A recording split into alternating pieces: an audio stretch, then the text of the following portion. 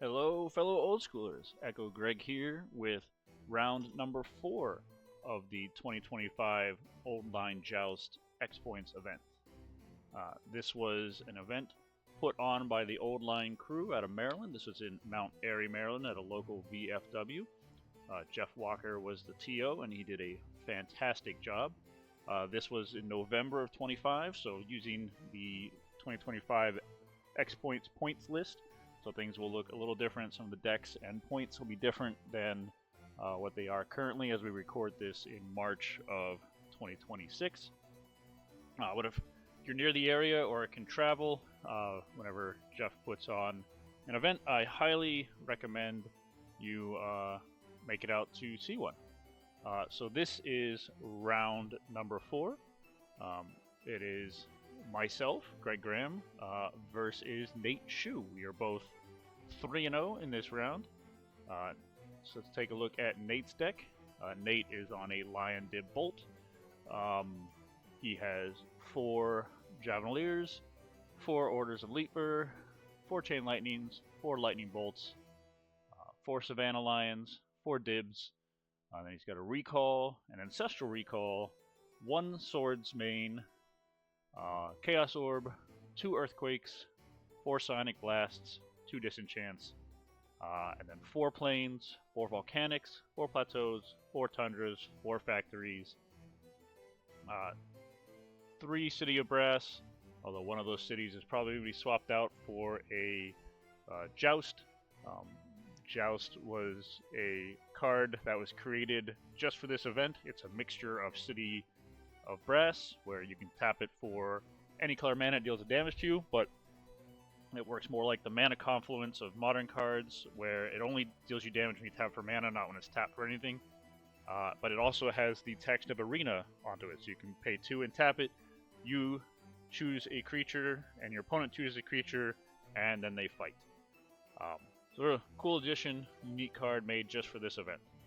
And then a Strip Mine. In the side, he's got 2 Red Elemental Blasts, 2 additional Swords, 2 Blue Elemental Blasts, 2 Disenchants, a Divine Offering, 2 City in a Bottles, Spirit Link, and 3 Psychic Purges. His points are 4 points for the Factories, 1 for the Recall, and the last 5 in the Ancestral Recall. My deck is a Eurekageddon deck. It's a red, green, white deck. 4 birds, 4 Arnums, 2 Personal Incarnations, 4 Sarah Angels, 4 Shivan Dragons, and 4 Trikes for the Creature package. 4 Eurekas, a Lotus, Soul Ring, 2 Sylvan Libraries, 2 Armageddons, 2 Disenchants, 2 Spirit Links, 2 Swords of Plowshares, Mox Emerald, Strip Mine, 3 City of Brass, again one of those City of Brass, swapped out for the Joust, 6 Forests, 3 Plains, 4 Taigas, and 4 Savannahs, and then in the side, 2 Cop Red, 2 Disenchants, 4 Divine Offerings, 2 Earthquakes, 3 Elemental Blasts, and the last 2 Swords of Plowshares. And my points are 3 points for Lotus, 3 points for the Soul Ring, 2 for the Mox, and the last 2 in the Armageddons.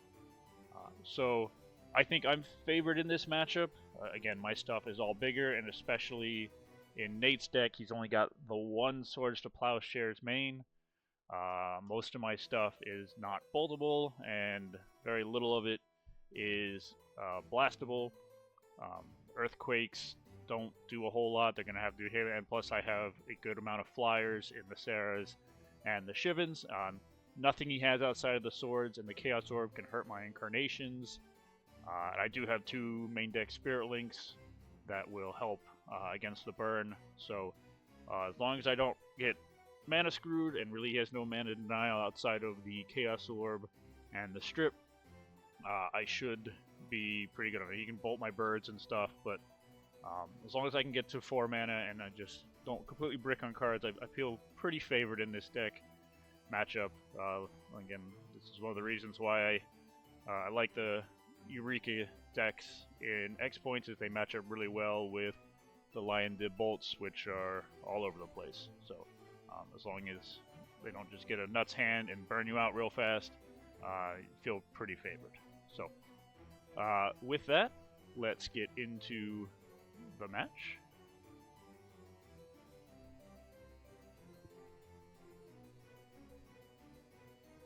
So, Nate is on the right on the Swords to Plowshares playmat. We are flipping, and there's me on the left with the LobsterCon Spellgrounds playmat. Both of us rocking our vests. I am mulliganing, as is Nate. So we're both going to go to 6.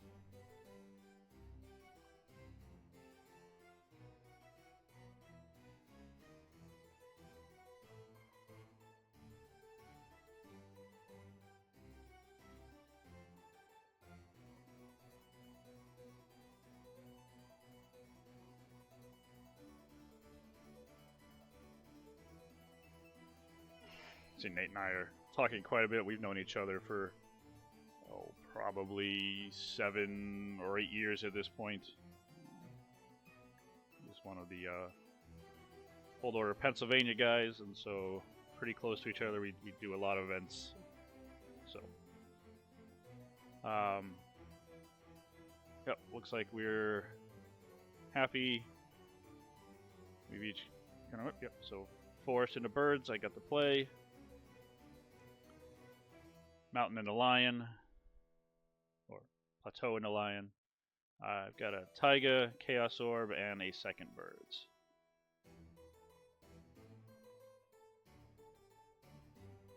He cracks in for 2, dropping me to 18, and plays a Factory and just passes.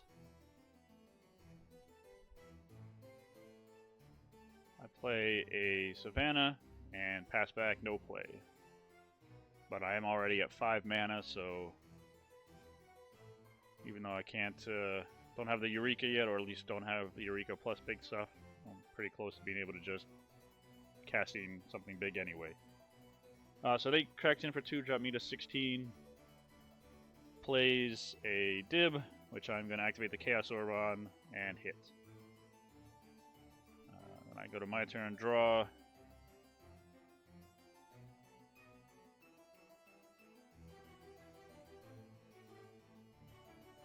There's Eureka, so I'm going to lead off with a Personal Incarnation.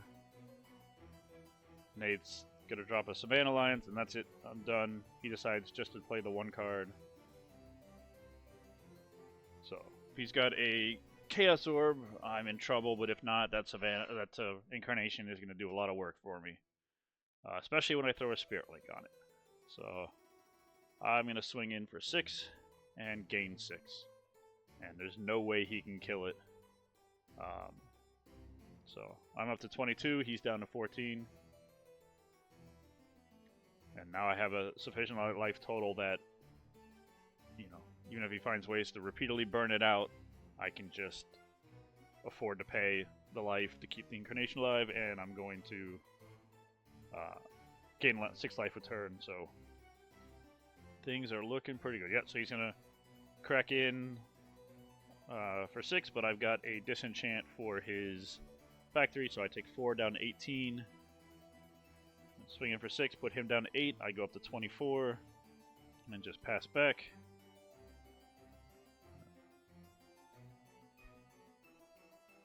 Yeah, he cracks in. Just 1, leaving 1 up to block, which he does. So I'll go to 28, but no damage to Nate. Unfortunately, the Incarnation, as big it is, does not have Trample. It would be really good if it had Trample. No attack, he's got to save it to block. So I swing in, he's thinking about it. He is just going to chump block it. I'll go up to 34. And then I'm going to cast a Sarah. Yeah, so balance here would be problematic, but nope, doesn't have it. And I quickly take down game 1. Sideboards for Nate. From what he saw, he's definitely going to be bringing in those swords.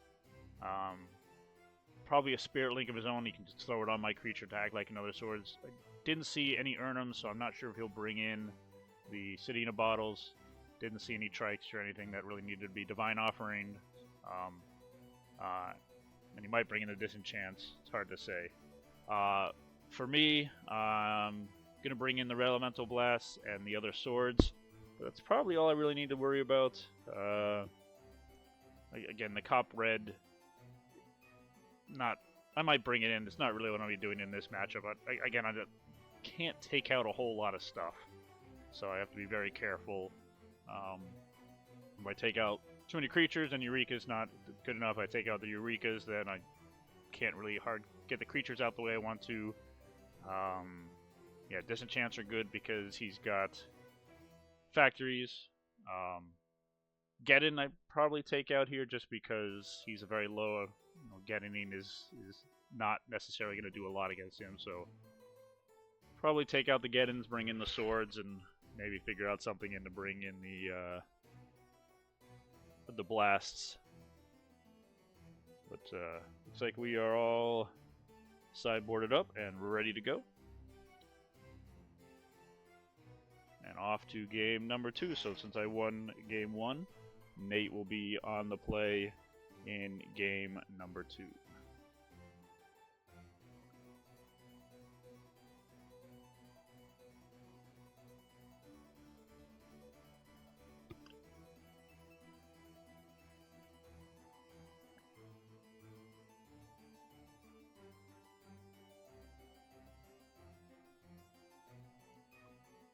Now we take a look at our opening 7.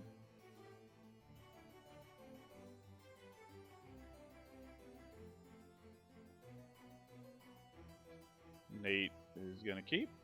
I'm sending mine back.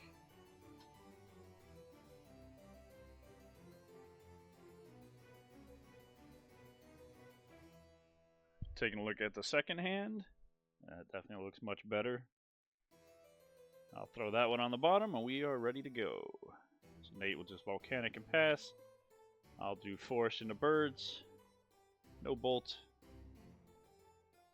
But he does have a Chain, so it slows me down a little bit. Another Volk, and passes. Another Taiga, Sylvan Library. Strip Mine, into a Dib, so some early pressure. I am going to Sylvan. Just take the 1, throw an Arnhem down. So, more than happy to race here. Swinging in for 3, I'm swinging in for 4, and then also getting the 1 from the Dib. He throws on a second Dib, that changes things a little bit. I give it Force Walk. Give that one Force Walk because if he blocks, then just makes more sense to do that. So I swing in, he's going to take it. Then I'm just going to pass back. He's going to take 2 down to 13. So now we're both dealing 6 a turn. Looks like Nate drew an Earthquake. Or maybe he had it, but Earthquake is showing.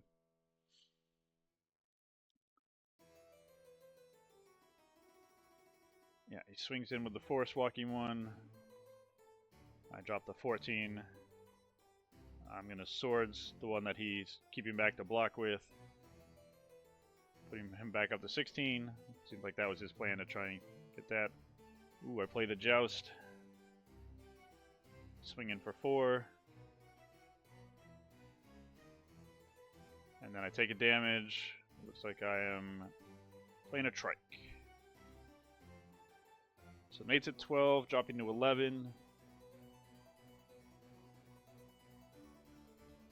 His Dib does have Forest Walk, but at this point, if he attacks with it and doesn't have any other blockers, I am going to just win. Because I've got 7, 3, 10, and then he'll take 1 from the Dib.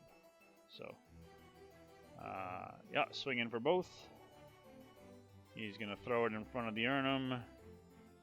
Bolt it. So he'll take 4, dropping down to 7, and I play a second Trike.